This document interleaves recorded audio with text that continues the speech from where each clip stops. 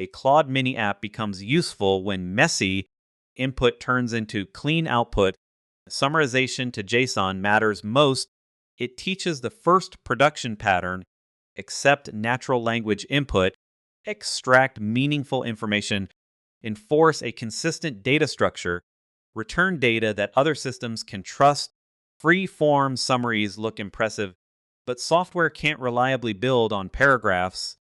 A dashboard needs fields, a database needs types, an API needs predictable keys. The limitation isn't Claude's language ability, it's the missing contract between human expression and application logic. JSON becomes the bridge between Claude and production software. The user writes naturally in plain language.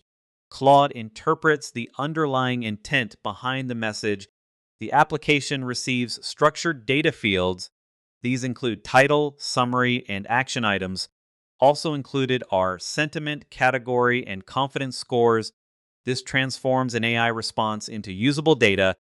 User input enters the interface. The backend sends a messages API request. Claude generates a structured response. The server validates the JSON output. The UI renders the final result. Anthropic's messages API handles structured conversations.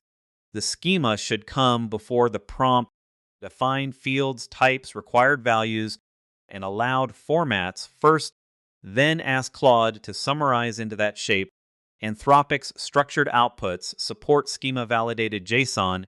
They include native schema tools like Pydantic, Zod, Java classes, Ruby models, and PHP classes. The app should not accept anything as equal. It must identify the input type clearly. Is it a note, email, or meeting transcript? Or perhaps a customer message or article?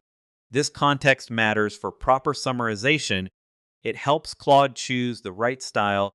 It ensures accurate field extraction and prevents mixing unrelated information, resulting in cleaner, more reliable JSON output. The output should be boring on purpose.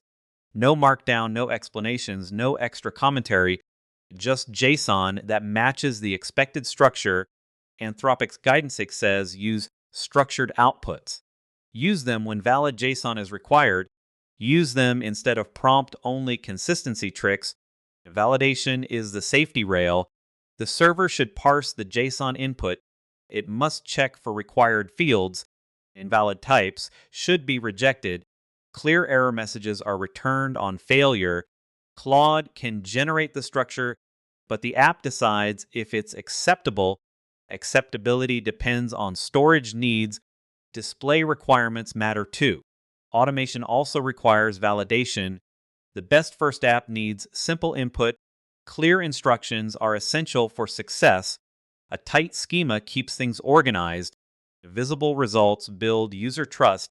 Small data simplifies debugging.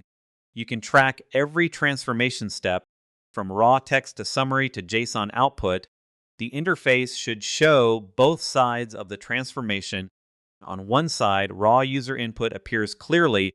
On the other, clean structured JSON is displayed.